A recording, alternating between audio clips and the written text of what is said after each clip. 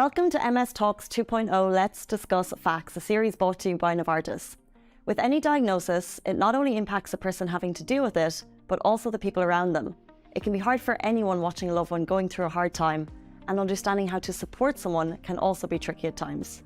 To give more clarity on how to approach such delicate situations, we're joined by Professor Anu Jacob, Director of MS and Autoimmune Neurology at the Cleveland Clinic, Abu Dhabi. We really appreciate your time. Thank you so much for joining us today. Thank you, Casey. Thank you for welcoming me to the show. Not at all. So to start things off, how can you offer support to someone with MS? So I think there are many ways, but there is two core principles I want to tell. The first is, if you want to support somebody with MS, first you should know something about MS. So I would recommend looking up on a reliable resources, websites, leaflets about MS. Understand what it is to have MS. And the second is to empathize. Put yourself in the person with MS shoes and think, how would I want it if I had MS? And those principles are going to guide you in how you help him out. And generally, what that entails is that first, it's an acknowledgement. I often tell patients in clinic, it must be really hard for you to have this diagnosis. A few weeks ago, you were absolutely well, and now you have this problem. It must be really difficult for you, and I acknowledge that. And I am there for you to help you through this. And second is to listen. Often people just want to talk about it, just to vent. And sometimes you may not know what to do, and the solution there is to just ask them, what would you like me to do? And then you don't have to hesitate. They will often tell you. They might want to be left alone, which is fine too. They will find their time and place to talk to you about it. So those are three important things to do. And sometimes, especially when somebody has a recent diagnosis, and people tend to support too much, overdo it. You tend to patronize, not in a good way. They're trying to be helpful, but sometimes they overdo it, and you end up taking away their autonomy. Everyone wants control over their lives, what they want to do.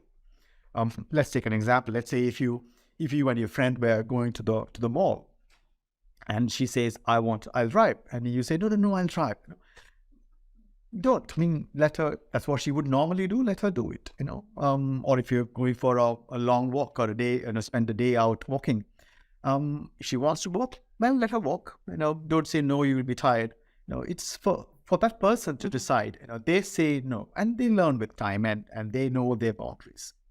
So those are, I think, the few things I want to say in the beginning.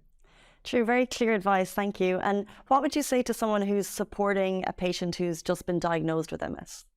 So the longer answer to the earlier question was at what stage of MS they are in, both in terms of the duration of the illness and their acceptance, their experience of it. Some people add their personality to a large degree. So some people adapt to, a chronic illness much better than others, sooner than others. Some people don't. So it's probably you have to judge, you should know their personalities. Some people are fiercely independent. Some people are dependent. Let's take somebody who has recently had a diagnosis. They probably are, very, very worried about it. There's so much information available. They have to, you can imagine somebody with a new diagnosis having to go to hospitals, they're experiencing symptoms. They really can't explain it well. Doctors, examining them, tests, MRI scans, blood tests, so on and so forth. It was a really difficult time. So if you are if you're a friend or a carer or a loved one, it's great to go with them and spend some with them for these meetings, so that you have a clearer head than them probably by listening to what the physician tells you, and you can help the person choose the right treatments and so on. Many times with good medications in the initial years of MS, most people have really no major difficulties. And at the time, it's mostly emotional support, I guess. Knowing, just lending them your ear for them to just talk about it. But physical problems can come, and that includes probably fatigue. Fatigue is one of the most common symptoms. People with MS often say, I'm like a battery, I drain out. There's only so much energy I have. It takes them some time to understand that, but people around them may not understand that. So if your friend has an MS, and again, if you're going to the mall, well, don't plan a hectic day ahead. Pace it, take your time, plan things out, rest for some time. Again, put yourself, with your understanding of MS, put yourself in their shoes and think, how would I like it to be? Spouses often tell me that, they take extra time to, they're patient, they take extra time. Now, so they try go an hour, 45, half an hour early, then start preparing half an hour early, then rush at the last moment.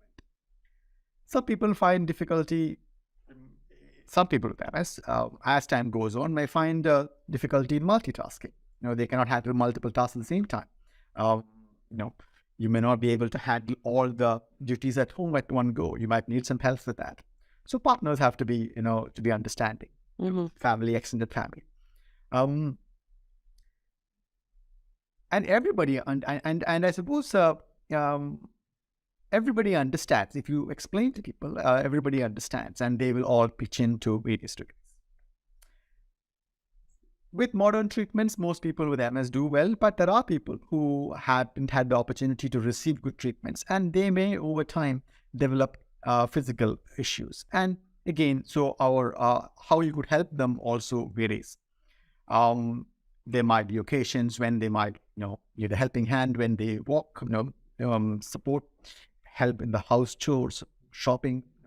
You're having a party at home, well, volunteer to do most of the, their home, volunteer to do most of the work. Don't ask them to make the most difficult dish, give them a simple dish.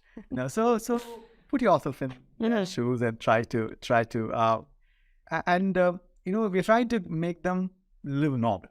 So treat them as a normal person. Don't overdo it, but then know how much to do. See, that makes sense. It does. It's very clear advice. And you mentioned spousal support. What would you say to people who are supporting their loved ones going through an MS diagnosis? What advice would you give them? Yeah, so that is really an important question. Often when the diagnosis is made, imagine a family and an extended family. A diagnosis is made, the person with MS becomes the focus of attention. Okay, so and everyone focuses on that particular person, and all the responsibilities of the family suddenly becomes on the carer. Let's say a woman has MS and the husband is they were sharing before, but now he is doing all of it. The children, the drop off, the shopping, everything. And carer fatigue is a big thing. So it's really important that friends and family appreciate the role that the carer plays and how you could support them too. Maybe it's a chat. Maybe it's your friend. You can have a chat with them and say, "Look, it's up for you. What can I do for you? So why don't we take some time out? So why don't I pick up the kids, your kids also today? So let's go out for a meal and I'll arrange everything for you." So that kind of things. And in your opinion, are there times when you should support more than other times? Definitely, yes. So I guess there are MS-related things, occasions, and non-MS-related occasions. Non-MS-related occasions, like everybody has busy time, right? So we have, holidays, we have, festivals, Ramadan is coming, so much has to be done. So exams, times for children, so people get stressed. That is stressful for everyone. But it's going to be more stressful for people with MS, for reasons I told before, difficulty in multitasking, organizing, all those things. And I think one has to appreciate that and help them out more. But MS related, there are certainly occasions. For example, people with MS may get attacks of MS, new episodes of MS as an optical, visual, or numbness or weakness. And that might mean they have to go to hospital or evaluated, support them more at that time. There might be an MRI, the MRI result might be being told in clinic. Is the treatment working or not? So it would be great to accompany them, understand their anxiety. Put yourself in their shoes, understand the anxiety when they go to clinic, be with them, help them understand the information. Treatments change. She's going in for a day infusion of treatment in the hospital. The infusion could have some side effects or reactions, on those days. So really, these are important days. most people with MS are young, right? And their peers are also young. Their friends and family are young, right? Mhm. So they are in their 20s or 30s. Till then, they have been healthy. And then suddenly you had this, and all around you, everybody else is healthy. So others don't really appreciate, this big change that's happening with this person. So it's often difficult for people with MS to convey this experiences to others. So one has to be mindful and insightful about this.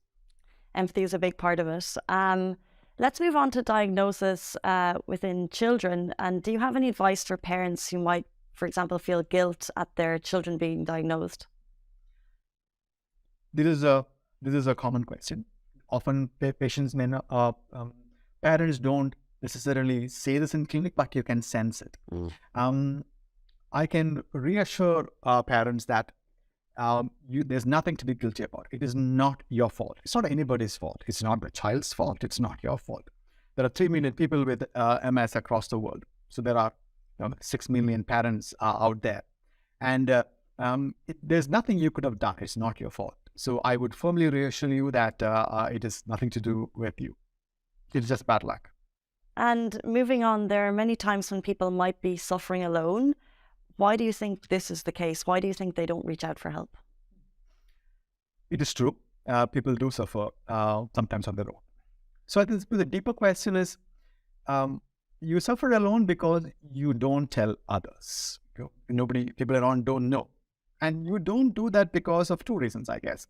The first is that you worry that you'll be treated differently. There'll be a stigma. Right? And there are some genuine reasons for that, and sometimes employment, things like that. So will your employer take a negative approach to this? So there are some genuine concerns. But most of the time, it is just our own self-image. If you had a fracture, you can't hide it. You would wear the cast and go around. If you have high blood pressure or cholesterol or thyroid, you don't worry about it. So MS is no different. So I think the person with MS also has to get over their own stigma about the condition. You have to be just part of you, and most people will accept you for what you are. So once you overcome that, then you can open up and talk to people. And I guess unless the person with MS educates others, how will they know?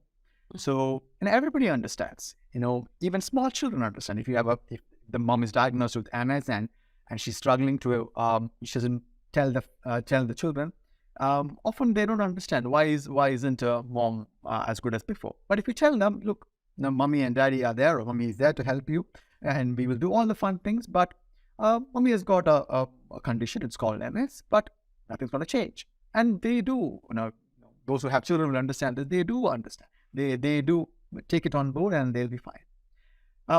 And once you open up and talk, everyone generally rallies around you. And I guess that will increase awareness in the community about MS. Do you have any further advice for people who are suffering alone? Any specifics? There are resources. Well, first of all, don't suffer alone. So you need to reach out. You need to open up. There are resources, and there are. I wish there was more, and there more is coming. And I'll come to that in just a minute. Mm-hmm. There are many social media. There are fora, there's online, Facebook, and so on. There are many groups. Many hospitals have support groups. Your MS nurses in the hospitals are a good resource to go to. Your physicians, and I'm happy to talk to my patients. The MS Society is being formed in UAE, and they will be an active presence, and hopefully they will support.